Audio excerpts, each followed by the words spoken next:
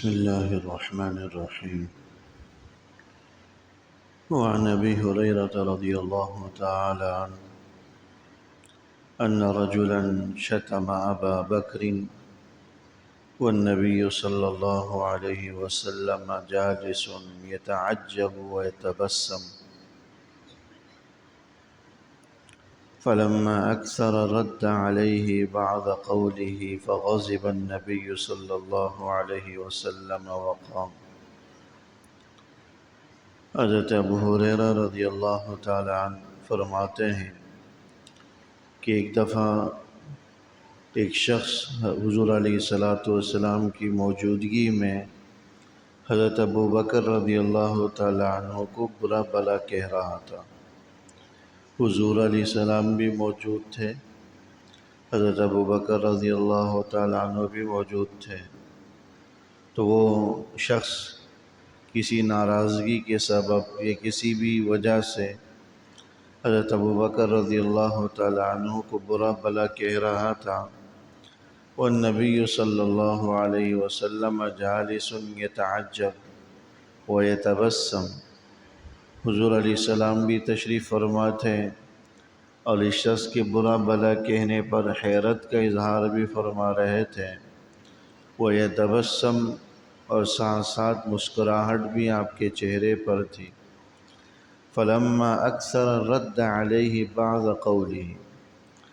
اور جب اس شخص نے برا بھلا کہنے میں بڑی زیادتی کر لی، یعنی بہت زیادہ بولنے لگا، تو رد علیہ بعض قولہ، تو حضرت ابو بکر رضی اللہ تعالی عنہ نے کچھ اس کی غلط باتوں کا جواب دے دیا،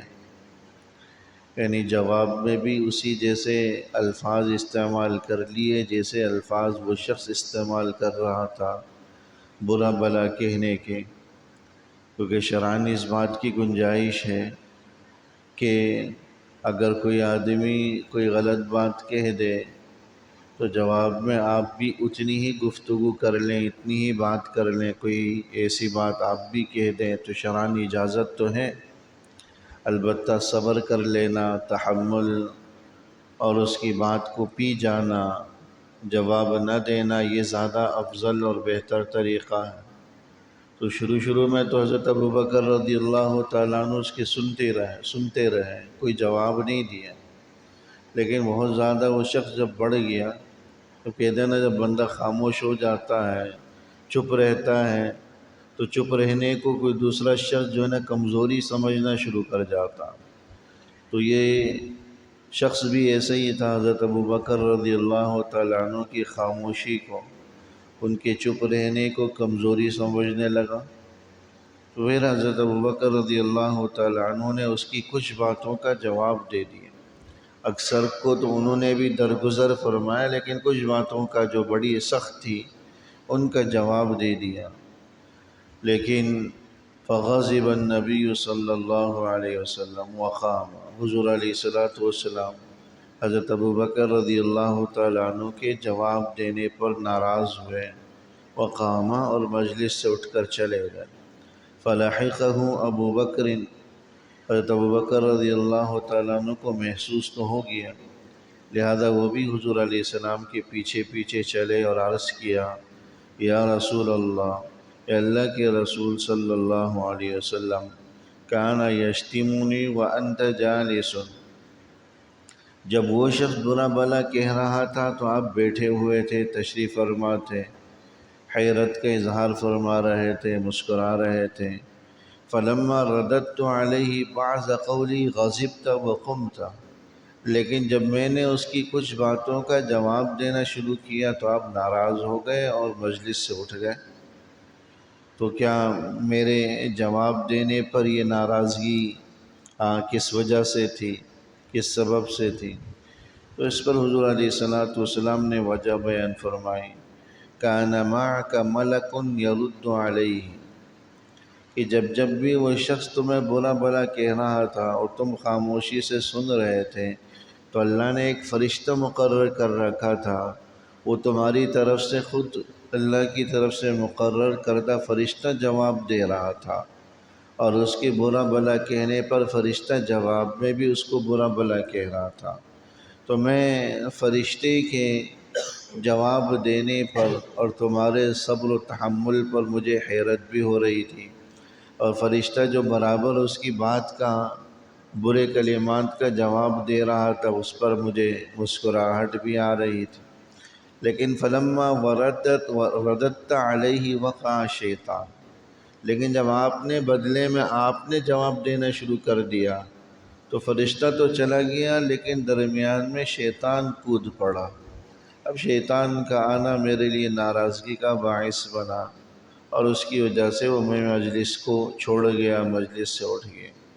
تو جب تک اللہ کی طرف سے مقرر کردہ فرشتہ دفاع کر رہا تھا اور آپ خاموش تھے، اس کی بات سن رہے تھے، تو فرشتہ آپ کی طرف سے دفاع کر رہا تھا۔ لیکن جب آپ نے خود بدلہ لینا شروع کر دیا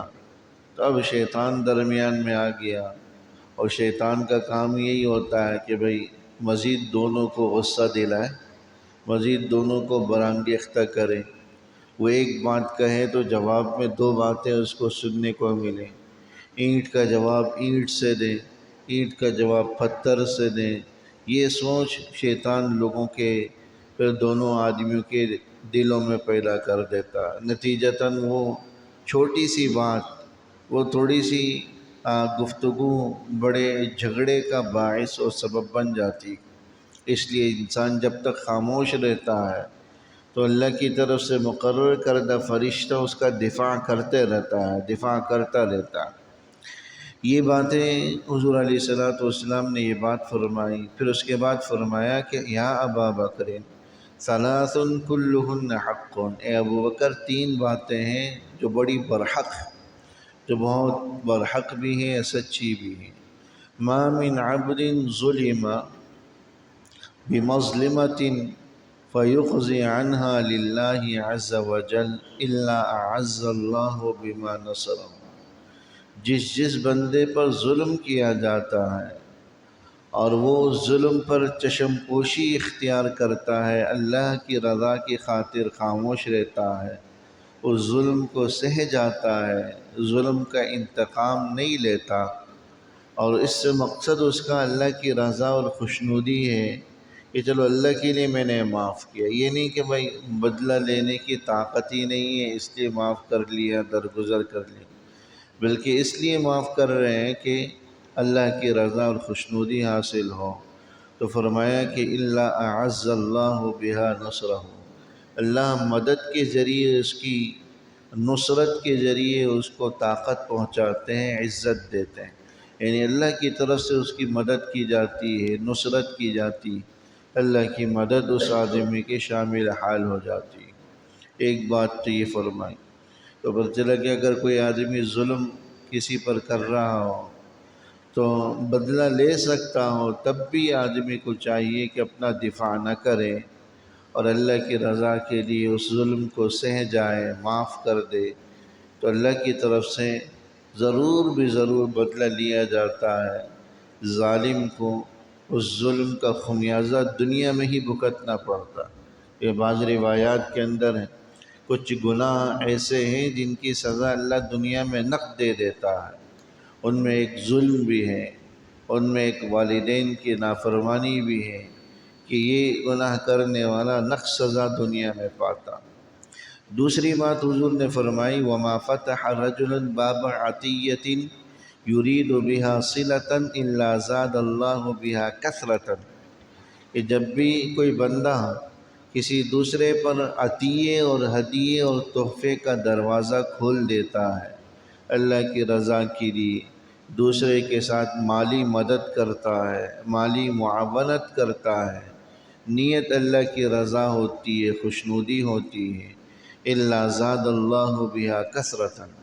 تو اللہ اس کے لیے اپنی طرف سے غیب کے خزانوں سے کثرت کا، فراوانی کا اور مالی مدد کا دروازہ کھول دیتے ہیں۔ یعنی جب بندہ بندوں کی مدد میں لگ جاتا ہے تو اللہ کی مدد اس کے شامل حال ہو جاتی ہے، بندہ بندوں کے ساتھ مالی معاونت کرتا ہے تو اللہ برکتیں پیدا فرما دیتا ہے، غیب کے خزانوں سے اس کے مالی معاونت مدد کرتا ہے، جبکہ مقصد اس سے اللہ کی رضا اور خوشنودی ہو۔ تیسری بات بیان فرمائی وما فتح رجل باب مسألة يريد بها كثرة الا زاد اللہ بها خلا۔ جب بھی کوئی شخص سوال کا دروازہ کھول لیتا ہے، یعنی لوگوں سے مانگنا شروع کر لیتا ہے، اور نیت اس کی کثرت ہوتی ہے، یعنی گزارے کے بقدر اس کے پاس ہے، لیکن پھر بھی مزید چاہ رہا ہے تاکہ زیادہ سے زیادہ مال جمع ہو جائے، زیادہ سے زیادہ پیسہ اس کے پاس آ جائے، تو زاد اللہ بہا خلا، اللہ کمی کا اضافہ کر دیتے ہیں، یعنی برکت اس کے مال سے اٹھا دی جاتی ہے، اور سوال کی لت میں اس کو لگا کر اللہ کی طرف سے جو غیبی مالی مدد اور معاونت کے خزانے کھلنے تھے اس کا دروازہ بند ہو جاتا ہے، وہ قلت کا کمی کا شکار ہو جاتا ہے، اور عادت بن جاتی ہے کہ بہرحال بہر صورت اس کو مانگے تانگے پر گزارا کرنا ہوتا۔ اس لیے جب بھی کوئی مشکل ہو تو لوگوں کے سامنے دست سوال دراز کرنے کے بجائے اللہ کے سامنے دست سوال دراز کریں، اللہ جل شانہ غیب کے خزانوں سے مدد معاونت فرماتے ہیں۔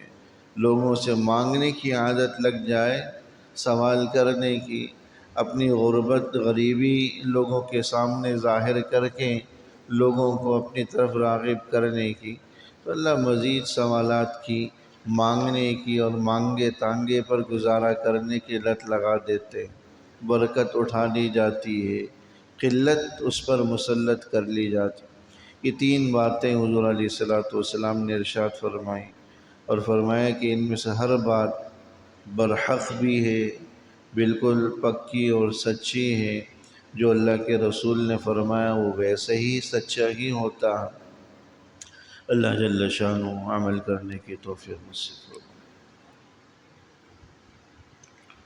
ربنا تقبل منا انك انت السميع العليم وتب علينا انك انت التواب الرحيم، وصلى الله تعالى على خير خلقه محمد وآله وصحبه اجمعين، برحمتك يا